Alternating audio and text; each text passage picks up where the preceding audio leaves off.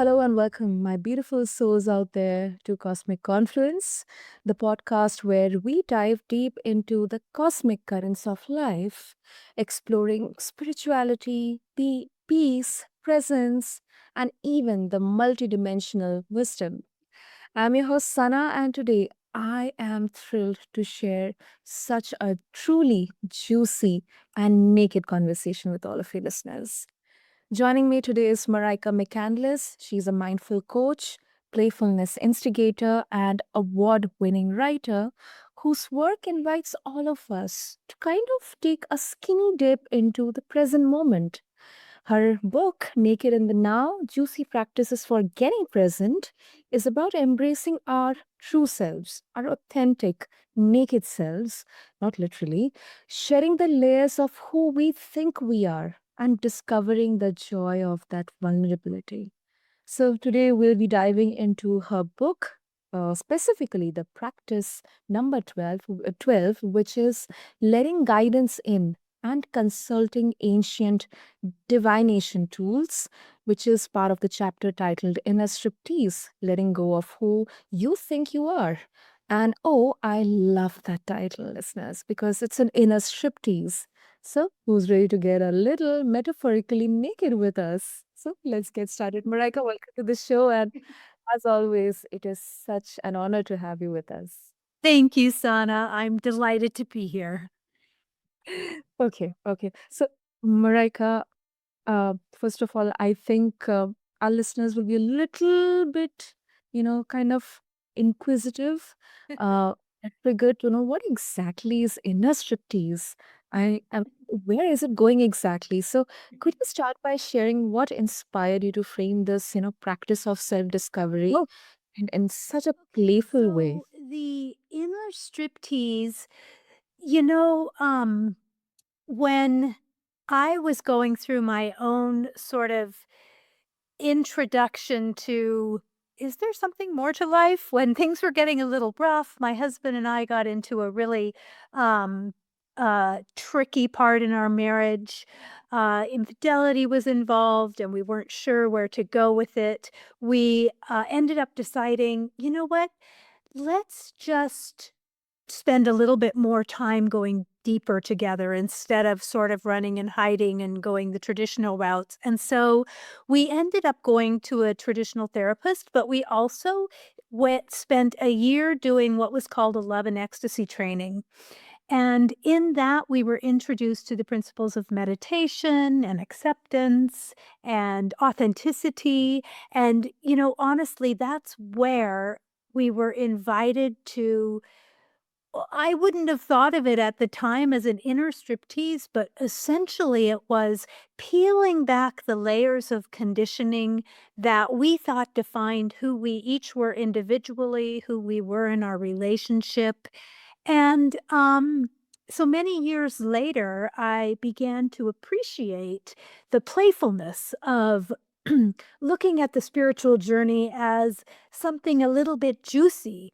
This is not something scary or dry, but a kind of like a striptease. It's a seduction by life, and the Mm, way that life seduces us is by peeling back um, all the different identities that we've become attached to, our conditioned ways of thinking, our conditioned ways of responding.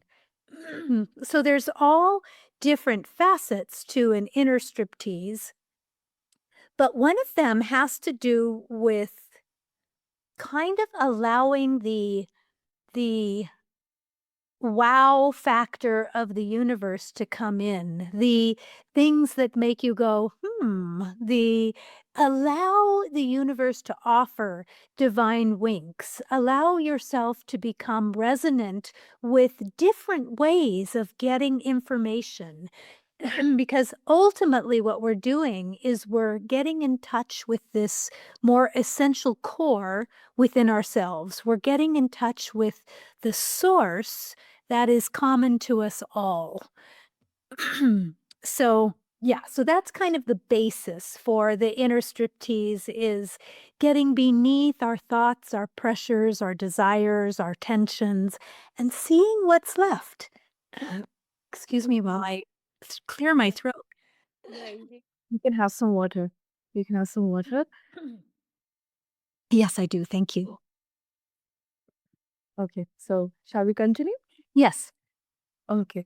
So, Marika, thank you. Thank you for explaining that. And yeah, I definitely believe, although the literal meaning can be seductive, but, it's definitely a profound way to look at this from a universe perspective as well.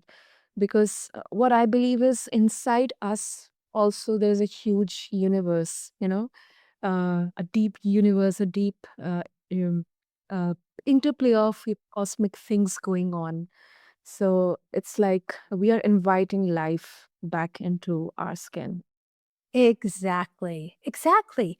And we're getting in touch with what is inherent wisdom. Sometimes it feels like intuition, sometimes it feels like insight. Um, and there's a lot of different ways that you can access this that you just might not have thought about, or maybe the way that you grew up. Like, for instance, I grew up in a kind of a science-based um, household. I love science. I deeply Mm. appreciate its ability to kind of reveal more of the universe to us. It's wonderful. Um, and there was a thing that happened where I thought that the way to understand something was by deeply studying all the different facets that other people had discovered about it. And I had cut myself off unintentionally, maybe, from the being in touch with the unknown and the mystery and the unexplained ways that we receive information from the universe that aren't first filtered through the human brain. Hmm. And now let's talk about your the specific chapter of your book. So the 12th practice, which is letting guidance in, it invites us to consult ancient uh, divination tools. So what exactly are these tools, Marika, and what drew you to incorporate this as a part of the journey into, embrace presence and then cultivate self-awareness? Well, the two that I specifically talk about in the book are tarot and the I Ching.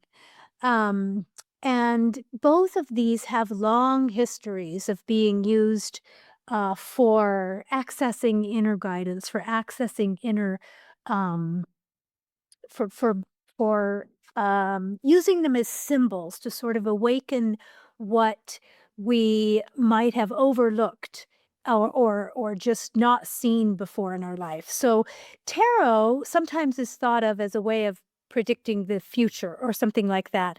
I use tarot a little bit differently. I call it Zen tarot. And I actually often use cards that are called the Zen tarot cards. And it's not so much trying to predict your future as trying to get a look at what's inside of you right now. And it works very similar to dreams symbology. So we all dream, and sometimes we remember them and sometimes we don't. But probably many of us have had dreams that are so strange. They're not just like the ordinary stress dreams. They somehow they get your attention in a different way. And we have that sense that there's a message in there, like the particular, like I don't know, I once had this dream. I didn't realize at the time that I was becoming pre-diabetic, but I had this dream where I was being carried away by these orange balloons with black strings on them. Mhm. So I could not figure out what this was, and so I just kind of started thinking about orange and black. So in the United States, where I'm from, Orange and black is the symbolism, is the color symbolism that goes with our holiday of Halloween. Yes. So Halloween is typically when children go around and collect candies in their bucket. So instantaneously I realized, oh, I have a feeling that I'm being carried away by this addiction to sugar. Oh, okay. You know, Good. so it's like it's funny little ways to access our subconscious, Mhm. to get our attention in a different way. And the tarot can do that for us too. So I kind of mentioned that I was like had this science background and that my husband and I did this year-long training. So we had never done anything like this before when we started, and this was, 30 years ago almost. And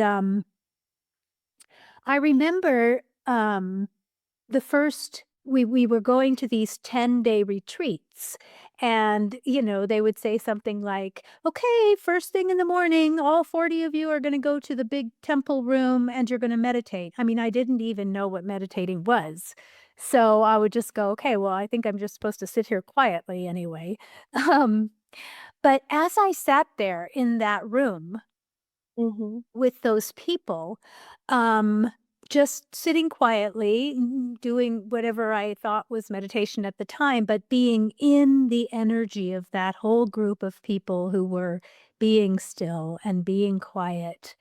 I began to have, what I suppose were visions. So I didn't know what a vision was. I'd certainly hadn't had one before, but these Mm. pictures came into my mind that I had no understanding about.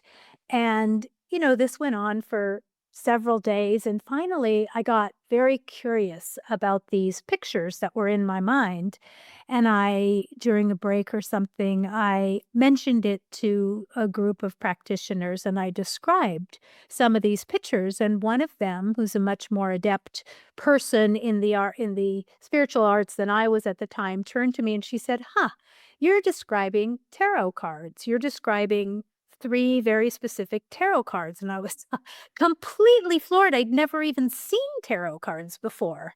How could I come up with tarot card images just without even knowing what they were? So that was one of those moments when I began to question my own understanding of how knowledge is received by me or by anybody, and what the potential was for this kinds of symbolism to reach us different Mhm. ways. So well, I'll leave it there for a moment and then we can get more into it. No, no. No, but when you mention about those little signs, I think what I feel is even to recognize what um the signs, or maybe through any tool, any kind of message that it is trying to give, it's giving us a hint or a signal in there. We need to kind of have that inner clarity to understand that message. I mean, if you would like to, share your view on this, because It's a good point. But and what I would encourage your readers to allow for the or your listeners rather, to allow for the possibility is that oftentimes we do have a spontaneous moment of clarity. Um, Even sometimes it doesn't even take so much work. We can just begin to kind of write something out. Or we can also go to people who are expert in the symbols and ask them to help us. I mean, you can certainly ask for help. Um, the way that I started, once I um just became floored by this whole idea that these images came to me. I became very curious about tarot in general, and the images that came to me in that two of the cards. One of the cards was the Knight of Swords. So what the image was in my mind was of this knight on a horseback with a raised sword. That's what I saw. And it turns out that's exactly what's depicted on the tarot card, the Knight of Swords. So I did some research on that tarot card. I read, what does this stand for? I didn't have to come up with it all on my own. And it's a card of fearlessness and invincibility. It's a card that also means that we might be charging into sort of a dangerous arena with less regard than we might need, but in a good way. And then the Three of Swords, which was the image that I had, was of this giant heart with three swords piercing it. And indeed, that is what the Three of Swords is. And that card, it turns out, is about abandonment and betrayal and extreme pain. But when it shows up in an actual tarot reading, it means the opportunity to expand and learn and conquer the pain that comes your way. So it really had sort of this sweet underlying message. So I knew nothing about tarot cards when I first started playing with them, but I went out and I got a deck. I actually got the Osho Zen Tarot card deck, and I just began playing with them. And I would read the explanations and the commentaries and the meditation, and I would look at the cards, and I just began to allow them to be like a friend. Why is this showing up right now?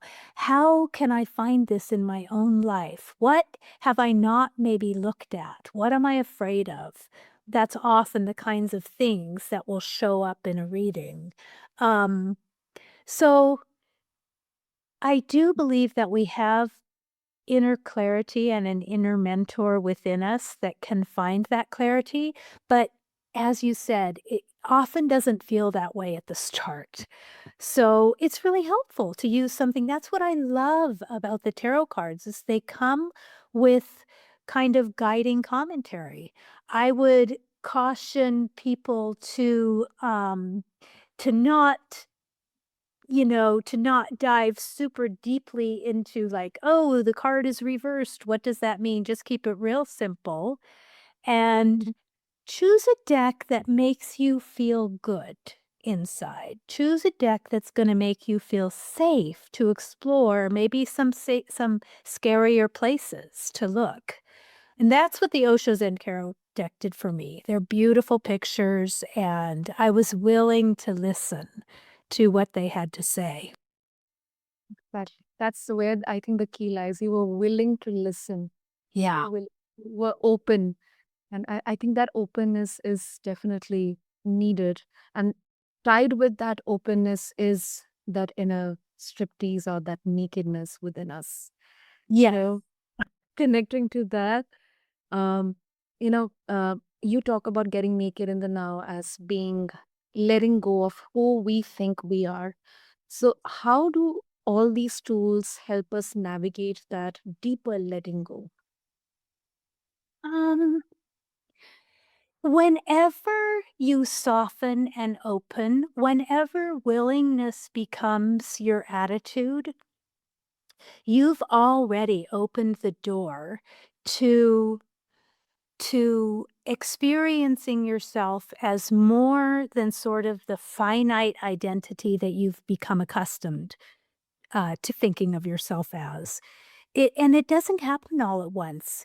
You practice it. You practice being, and that's why it's so fun to do it in the privacy of your own bedroom, with your own set of cards where the only person you have to be vulnerable to is yourself.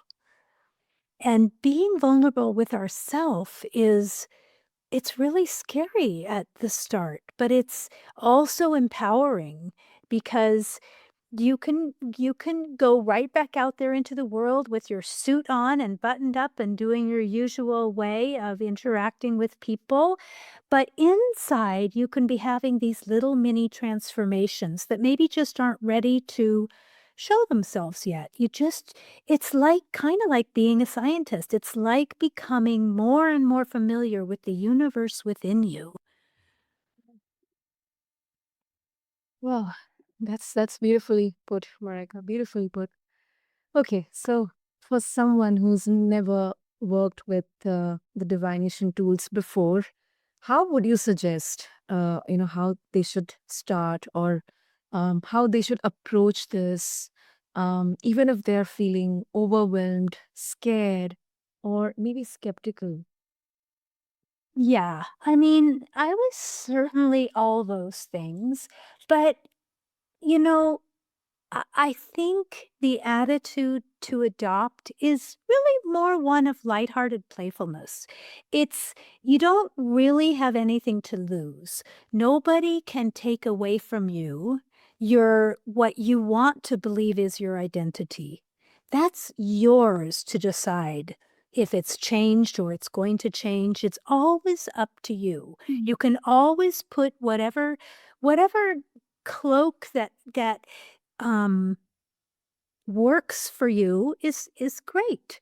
I think the reason that we become willing to turn to things like this is because we are in the midst of suffering and all of our usual methods are no longer working. If it's working, we don't really need to turn anywhere. Life is full. But sometimes we're suffering or we notice that we're suffering and maybe even our deeply held beliefs are no longer bringing us are no longer alleviating that suffering. And we know what suffering feels like. We know when we're in the midst of suffering, and that's when it's so helpful to reach out for help. For me, it's the traditional ways are wonderful places to start. Just, talk to a friend, or maybe you'll be, you know, brave and you'll go to a therapist, or maybe you'll go to a workshop or a retreat or something like that. But sometimes none of those things are available, and you're in the middle of an episode where you're like, "Oh my gosh, I'm actually suffering right now," whatever it is, whatever triggered it. And for me, that's when the tarot cards became like a friend. They became a place where I could just open the door a tiny bit to allow some other way of looking at the situation in. Um, so for me, it really became a solace. Even though Mhm. I came from this skeptical background and this scientific background, once I opened the door to the possibility that there might be other ways of getting information, I was curious about it. And it was so playful. It was so, um, scariness was not I mean, sometimes you knew something big was gonna come up and it felt kinda scary, too, but most of the time, it just felt, um, I guess kind of fun, sort of, Mhm. just so interesting to see these beautiful cards and to read these mind-blowing meditations of different ways of looking at things. It's always fun to learn something new. When we're learning something new, we are enlivened. So it's think of it just as, oh, maybe you don't like it, maybe it's not for you, and only you can know that. For me, it felt really good. That is so inspiring, Marika. Oh, great, great. I guess this has been such a different, refreshing yet nourishing perspective on personal growth and knowing us from inside out, ourselves from inside out. And I really feel like, Marika, that we have just begun to explore the really juicy depths. Really Yes. get in the now. So, if our listeners would like to connect with you and check out your book, which is Naked in the Now, what's the best way to do that? Um, your readers are always welcome. I mean, your listeners are always welcome to email me or to visit my website.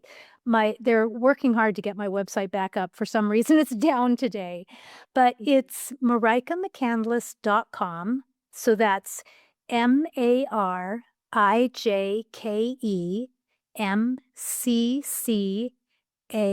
McCandless.com, and it's Marijke McCandless at gmail.com. Naked in the Now, Juicy Practices for Getting Present should be available wherever you buy your books. Sana, I just learned 2 days ago that Naked in the Now won the grand prize in the Oh, Chanticleer International Book Awards and the Mind and Spirit Book Awards. I was just like, this is very exciting. Um, so I encourage your listeners to pick up a copy of my book and then reach out to me if you have questions. definitely. I have lots of offerings on my website too that are free. But yeah, connect with me. Let's get to know each other. Absolutely. I'll make sure to have all the links in the show notes. And Muraika, thank you. Thank you so much for guiding us through this. Thank you, Sana. That was wonderful. And for all of our listeners, I'm encouraging all of you to check out Marika's book, award-winning book, Naked in the Now, and also check out her wonderful resources and gifts. Connect with her. I'll have all the links in the show notes. And until next time, all my beautiful souls out there, stay curious, stay open, and keep exploring and embracing the cosmic confluence within you. Thank you.